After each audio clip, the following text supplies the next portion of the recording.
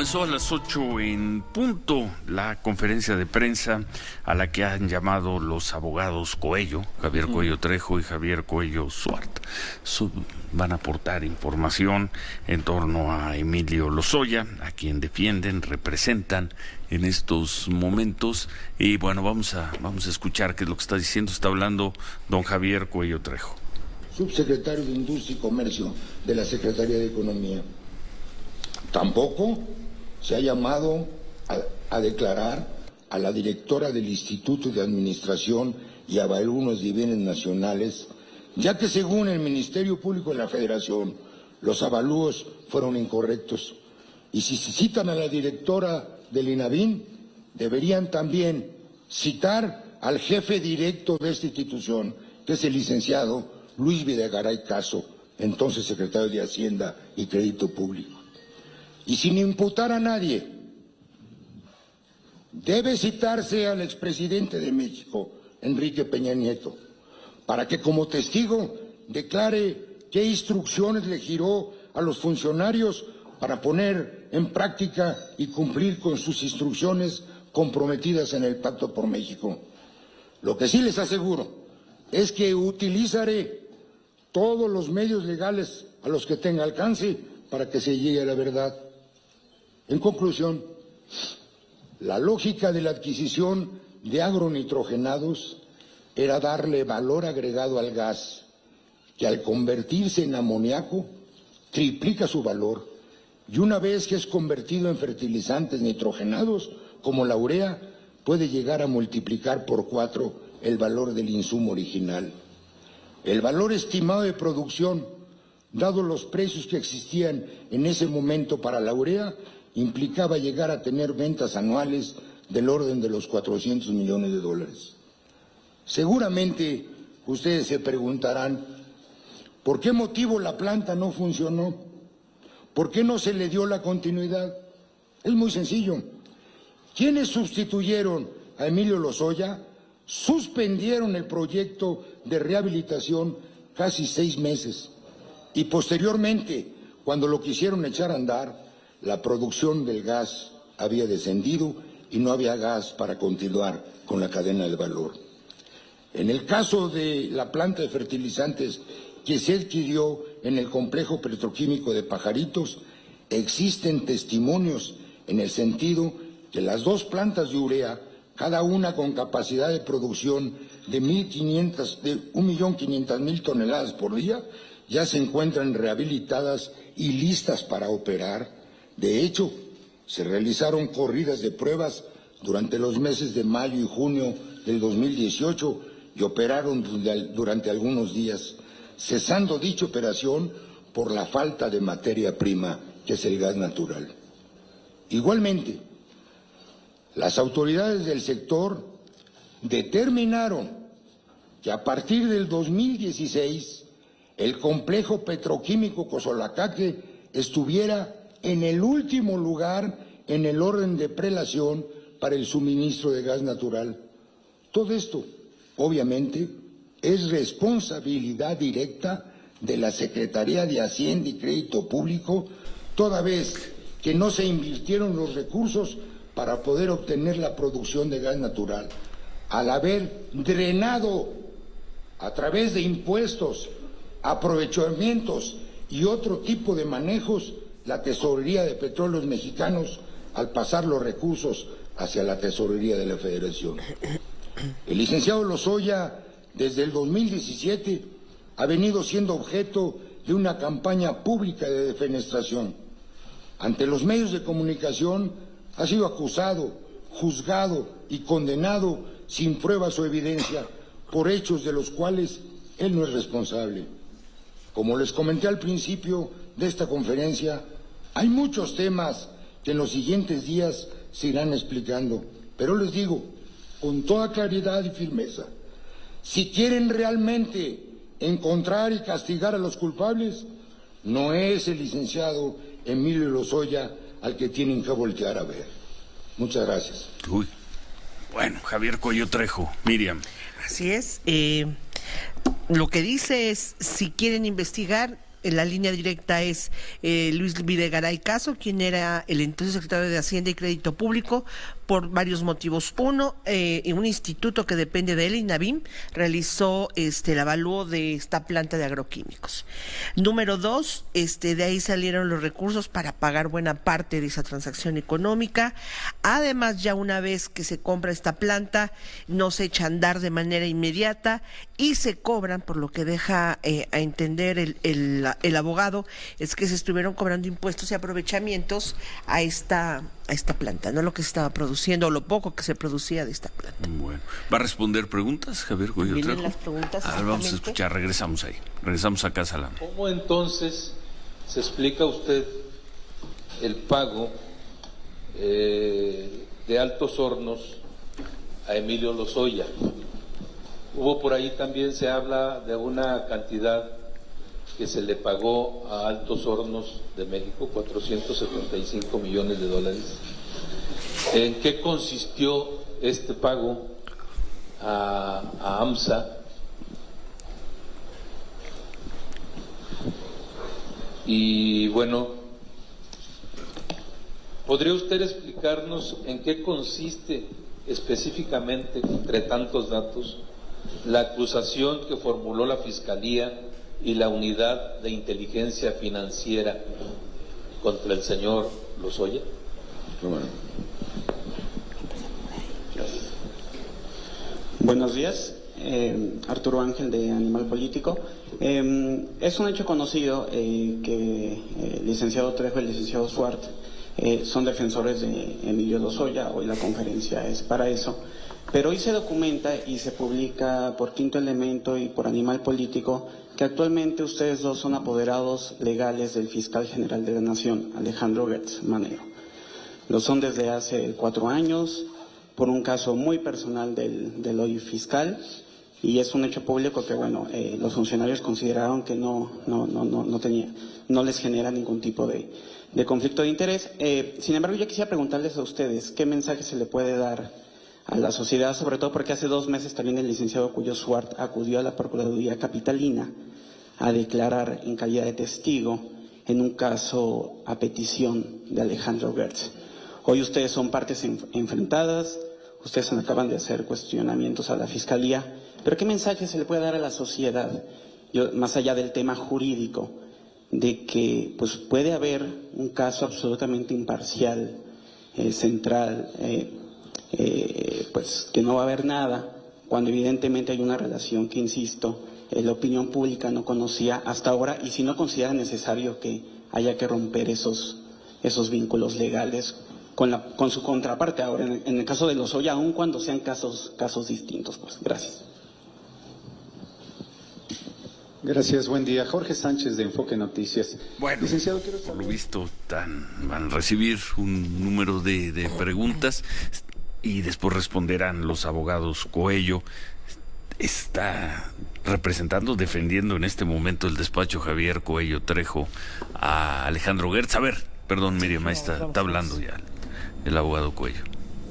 En relación a la acusación que la Fiscalía presentó el juez de control del Reclusorio Norte, esta acusación, y quiero que de una vez quede claro, es única y exclusivamente por el 400 bis del Código Penal Federal, lavado de dinero. No existe defraudación fiscal, no existe cohecho ni ningún otro delito en esta acusación. Algo que ya nos había explicado aquí con claridad desde hace semanas Javier Cuello. Sigamos escuchando. Está mejor esta conferencia hoy que la de Palacio Nacional. Hoy. A ver. En una solicitud por escrito de orden de aprehensión, que existe una denuncia presentada el 5 de marzo de este año ante la Fiscalía General de la República, pero no refiere más datos. Solamente habla de la denuncia cuando tenemos conocimiento que esa denuncia no es por agronitrogenados. ¿En qué se basa el Ministerio Público en la acusación? En una querella incongruente, falaz que presenta la Unidad de Inteligencia Financiera. En conclusión, el doctor Santiago Nieto. Dice el doctor Santiago Nieto, Emilio Lozoya en el 2012, en marzo del 2012, recibió de y ahí Altos seguramente Hornos. va a explicar el asunto de la casa, que también ha explicado con detalle, lo ha hecho en este programa. A ver, tenemos que hacer una pausa y regresamos. Está buena la conferencia de prensa de Javier Cuello Trejo esta mañana allá en Casalam, aunque esencialmente está diciendo Pues que en ha esta dicho primera parte, ¿no? en varias ocasiones. A ver qué responde sobre Alejandro Gertz en unos momentos. Regresamos a la conferencia de prensa que está dando el abogado Javier Cuello Trejo. Penal muy grave.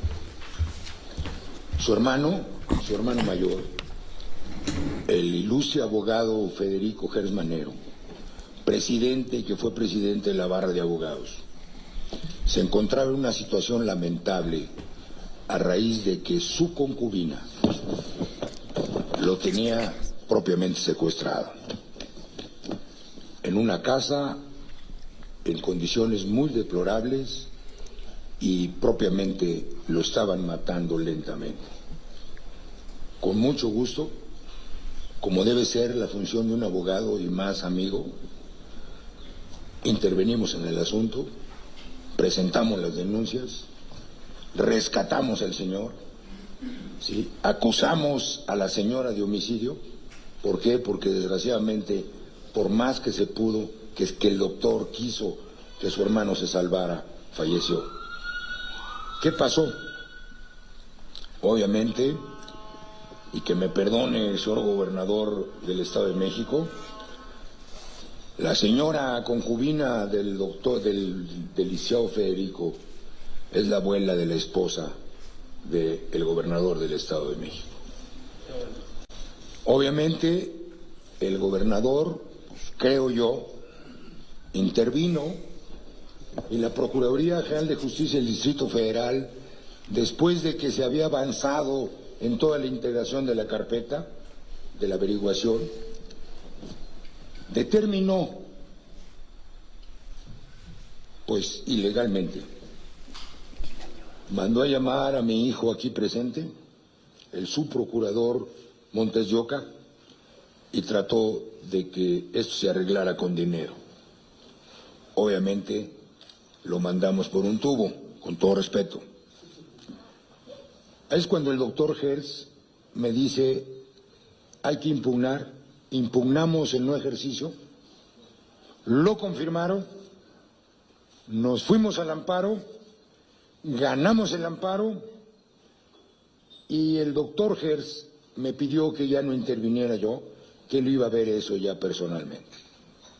Ganó el amparo, un asunto que subió hasta la Suprema Corte, y tengo entendido que hay órdenes de aprehensión en contra de 2 agentes del Ministerio Público.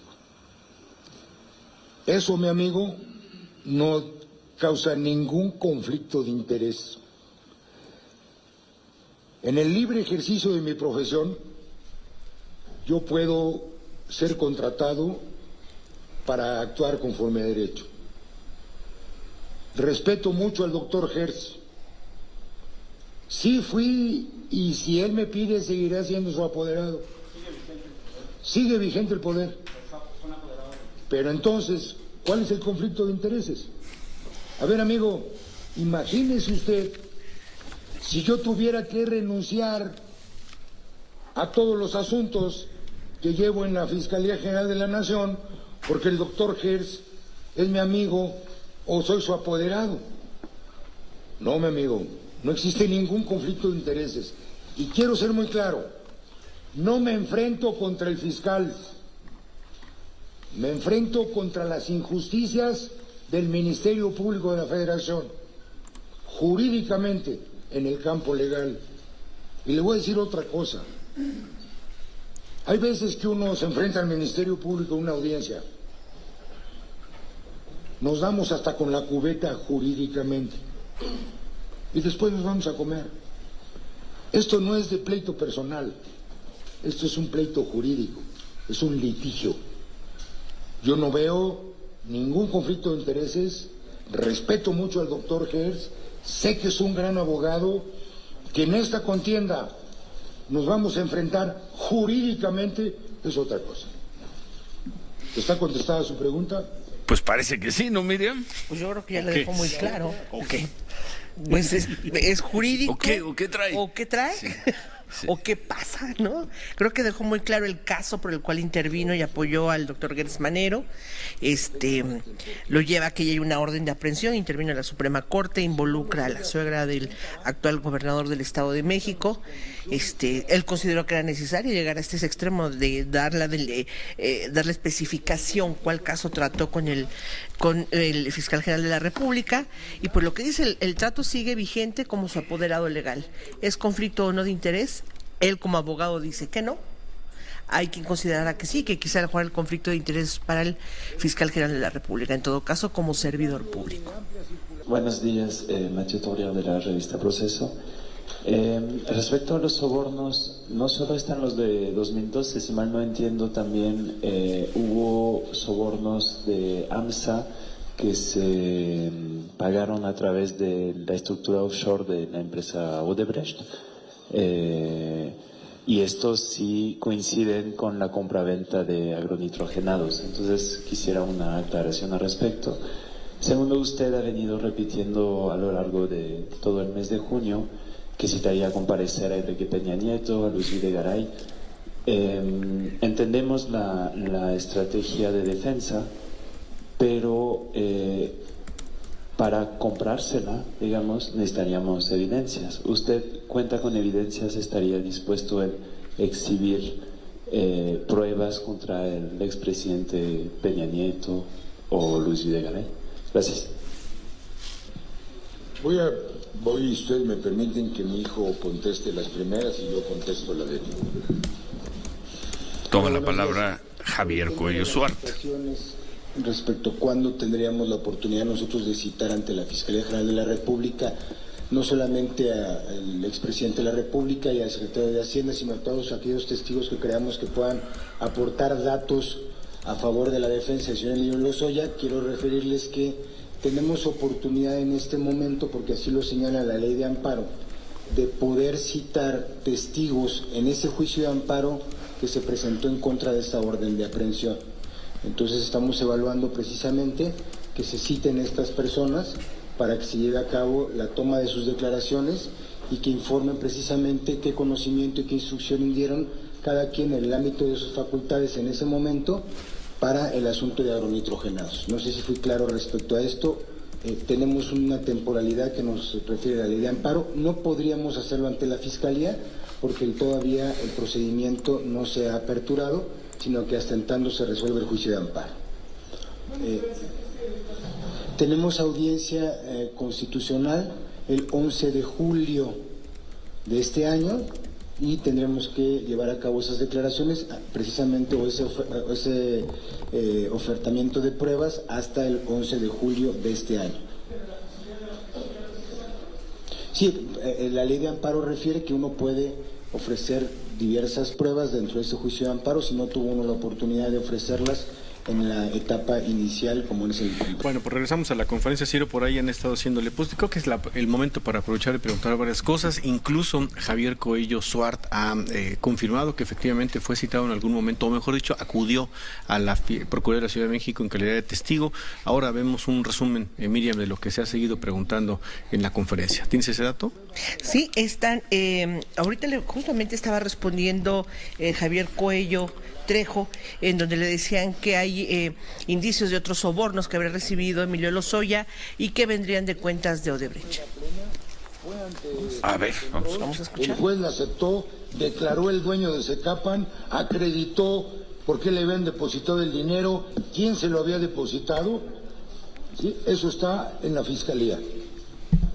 Obviamente, no se ha judicializado el expediente. En el momento que se judicialice, se dará a conocer a la opinión.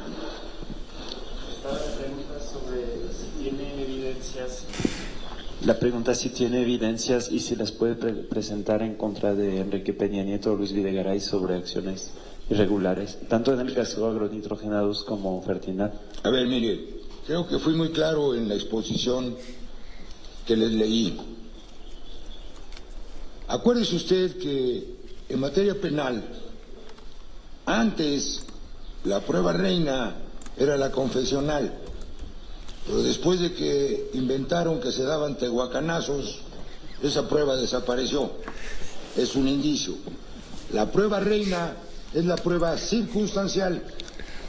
Por eso yo hablo claramente en este boletín que leí. ¿Quién hizo el pacto por México? ¿Quién giró las instrucciones para que se hiciera Petróleos Mexicanos una empresa productiva del Estado? ¿Quién giró las instrucciones para que se echaran a andar los fertilizantes? Pues obviamente el presidente. Yo no estoy imputando al presidente. Yo estoy diciendo que lo vamos a citar para que aclare cuáles fueron sus instrucciones. ¿Quedó claro, mi amigo Mateo? ¿Alguna otra pregunta? Vamos, aquí ya tenemos dos, vamos con otra para allá. Antes de retomar las preguntas, ahora que el licenciado comentaba lo del boletín, al final del evento les vamos a entregar las palabras del licenciado, el boletín, el acta 865 del Consejo de Administración de Petróleos Mexicanos, un estudio realizado por Grupo PMI, el estudio realizado por Boss & Company para determinar el valor de adquisición de la planta agronitrogenados. Entonces, al final, les estarán entregando este paquete de información.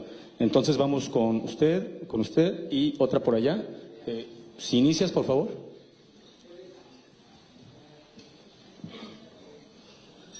Sí, bueno, buenos días. Blanca Estela Santos, de Cuadratín, México. Antes que nada les ofrezco una disculpa, no estoy tan inmersa en estos temas jurídicos. Si nos pudieran explicar un poco más o detallar sobre estos citatorios que piensan ustedes solicitar específicamente contra Enrique Peña Nieto, Videgaray y Pedro Joaquín Codwell, ¿cuál es esta temporalidad de la que hablan? ¿A quiénes pedirían ustedes este citatorio y qué posibilidades hay de que se los puedan otorgar? Gracias. A ver, responde. Dentro de... Javier Cuello Suárez. Disculpe, perdón. No. Abogado, buenos días. Abogado Javier Cuello, René Cruz de MBS Noticias por acá. Menciona que no existen las condiciones para que el señor Emilio Lozoya se presente a, pues ahora sí que rendir su declaración en torno a este asunto. Para generar estas condiciones, el señor Lozoya estaría dispuesto a llegar a un acuerdo con la Fiscalía General de la República para acogerse a una especie de figura de testigo protegido y dar a conocer toda la información que pues él posee en torno a este asunto. Y otra cuestión también, saber si ustedes tienen el contrato precisamente de esta compra de esta empresa, sobre todo porque precisamente Pemex ya se le hizo la solicitud vía transparencia y dice que este contrato es información inexistente. Por favor, abogado. Hola, buenos días. Penilei Ramírez de Univisión. Quiero retomar la pregunta de Matthew acerca de implicaciones de Peña Nieto y quiero dar el antecedente que toca a Peña Nieto más cercano, que es la investigación de la Casa Blanca, y ahí la autoridad administrativa determinó que él no había firmado nada, que no era injerencia directa y que por tanto no había nada que perseguir. Por el conocimiento jurídico que tienen ustedes, por eso retomo la pregunta de Mateo. Citar a comparecer a Peña Nieto sin tener una implicación directa que no hay administrativamente, que bien sabrán ustedes que no la hay, porque el presidente de la República no interviene en el Consejo de Administración de Pemex ni en ninguna de las decisiones que hemos documentado en la prensa, ¿no parece más bien una acción política mucho más que algo que va a tener una implicación jurídica directa?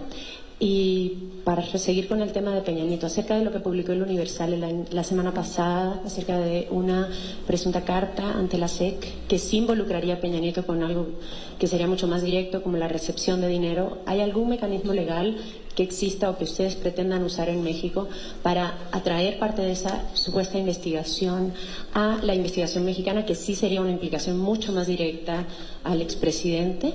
Y por último, perdón, sobre el caso agronitrogenados, quisiera saber específicamente de qué estaría acusado Lozoya hasta ahora respecto a la compra de agronitrogenados y sobre todo al financiamiento por parte de PMI que se hizo después de la compra. Bueno, a ver si ya responde, porque cuántas preguntas acumula a lo mejor en esta respuesta el abogado Cuello Suart. doy contestación a varias preguntas. En el tema de la citación, y hablemos, porque sé que les interesa mucho ver si se va a citar al expresidente y si se van a citar a ciertos funcionarios del anterior gobierno. Nosotros como abogados defensores y el señor Emilio Lozoya, dentro del juicio de amparo que estamos llevando, como ya lo expliqué, tenemos el derecho, de conformidad a la ley de amparo, de poder aportar pruebas. Estas pruebas se pueden aportar con el objeto de que nosotros probemos alguna situación, algún argumento que estemos dando para la defensa de nuestro cliente en ese juicio de amparo. Entonces tenemos nosotros hasta el 11 de julio de este año para poder presentar estos datos de prueba o estas pruebas que se puedan desahogar. Esa solicitud se le hará a la juez de distrito. Si la juez de distrito cree conveniente y es oportunamente citarlos, pues nos dará la oportunidad de declararlos. Contestando un poco la pregunta de usted, la posición nuestra como abogados defensores es no imputar a nadie. Nosotros lo que queremos es obtener información de estas personas que obviamente tienen conocimiento de la forma en cómo se llevó a cabo la compra, no solamente de agroindustria, sino de cómo se manejó el tema de la posición política en ese momento de los fertilizantes, y si esas preguntas que nosotros les haremos a estas personas nos van a servir para nuestra defensa. Nuestra posición no es imputar jurídicamente a nadie, sino que es obtener información de estos testigos, sea quien sea, para la defensa de Emilio Lozoya. Eso será si la Fiscalía General de la República, de conformidad a esas respuestas que se obtengan en esta defensa, cree que puede llevar a cabo una investigación en contra de estos exfuncionarios, pues es función precisamente, de conformidad al 21 constitucional, de la Fiscalía investigar y perseguir esos delitos que él crea que pudieron haber cometido esos funcionarios. Eso es por lo que hace al tema de la temporalidad, cómo se va a presentar y un poco el carácter que nosotros estamos llevando respecto al asunto. No es un tema político, es un tema de que ellos sabían precisamente de estas compras de las plantas fertilizadoras. No creo que ellos no tuvieran conocimiento de esta circunstancia, y nosotros, al querer defender a nuestro cliente, pues les vamos a preguntar hasta dónde ellos giraron instrucciones para que se hiciera. Creo que eso es por lo que hace. Bueno, Miriam. Pues bueno, la insistencia es a quién si ellos llaman a Peña Nieto, se van a imputar a Peña Nieto, ¿no? Es muy claro, muy claro. Lo han repetido, creo que ha sido una de las preguntas más recurrentes. Es decir, nosotros lo necesitamos como testigo, tiene que aporte explicar. Información. Ya si se desprende una conducta delictiva será cuestión de la Fiscalía General de la República hacer la imputación en todo caso. Esta ha sido una de las preguntas más reiteradas. Había hace unos momentos también otra en donde le decían cómo es que se recibieron los sobornos, y él dijo son producto de un pago y de un trato que tuvo con agronitrogenados, con Altos Hornos de México, una transacción de que se paga un trabajo y se hizo en varias parcialidades. ¿Qué dinero? ¿Qué? El dinero con el que se compra la casa en Lomas de Bezares, una residencia que tiene un precio como de 38 millones de pesos. Se hace el seguimiento del dinero y se dice que Altos Hornos depositó en varias parcialidades una cantidad también similar a 38 millones de pesos en el 2012. A ver, vamos a escuchar. Del huachicol. Vamos a tocar el tema de cómo vaciaron las arcas de Petróleos Mexicanos. Vamos a tocar un tema muy importante, la producción. Cómo a partir de que salió Emilio Lozoya, y no porque fuese mago, la producción se cayó. Incluso ahorita el señor presidente López Obrador no la puede levantar. ¿Por qué no la puede levantar? Porque en el momento en que se tenían que haber hecho las inversiones, la Secretaría de Hacienda sacó, jaló, no digo que se lo robó, no, sacó, vació las arcas de Petróleos Mexicanos, y lo vamos a probar. Lo vamos a probar cómo Petróleos Mexicanos pagaba por cada dólar que le pagaban por la venta de petróleo, 80 centavos se iban a la Secretaría de Hacienda. Lo vamos a probar con elementos, con información de la propia Secretaría de Hacienda. Y vamos a aprobar como tanto a Comisión, a Petróleos Mexicanos, como no es mi tema, pero también a Comisión Federal de Electricidad, en 2013, 2014, les sacaron muchos miles de millones para Hacienda. Eso lo vamos a aprobar. Pero le repito, Emilio Lozoya ni va a llegar a un arreglo, ni va a ser testigo, ¿sí? Vamos a ganar su tema, si Dios nos ayuda y existe la justicia, con la ley y ante los tribunales. Bueno, pues así la conferencia de los abogados Coello, Trejo y Coello Suart. Creo que lo fundamental ya está dicho. Ya está. No sé si vaya a haber una sorpresa, que tanto más vaya a durar, pero creo que lo fundamental ya quedó expresado. Esta pregunta era, lo comentábamos, que hizo uno de los compañeros, era fundamental. ¿Hay la posibilidad de que Emilio Lozoya llegue a un acuerdo de oportunidad como se contempla en el nuevo sistema de justicia penal? Sí, se contempla una serie de acuerdos, desde que sea un informante, tenga algún beneficio en la sentencia, y ya dijo el abogado, ninguna posibilidad. Vamos a demostrar la inocencia del cliente, no hay posibilidad de llegar a un acuerdo con la Fiscalía. Muy bien. Bueno, si hay alguna noticia, si dice algo adicional a lo que ya está repitiendo, obviamente, porque está repitiendo las respuestas a las mismas preguntas, regresamos a la conferencia de prensa de los abogados Coello. Si no, tenemos mucho más todavía, Manuel. Claro que sí, señor. Claro que sí. Yo te diría, y como es un tema que no necesariamente es fácil, no es asequible, para usar palabras complicadas, pues vamos a escuchar unas preguntas de los compañeros reporteros y me puede explicar por qué está imputado su cliente. Es que es un poco confuso. ¿Me puede preguntar a qué se refiere cuando dice Pemex? Pemex, ¿no? ¿Cómo dijo que se llama? Alguna vez fue empresa productiva del Estado.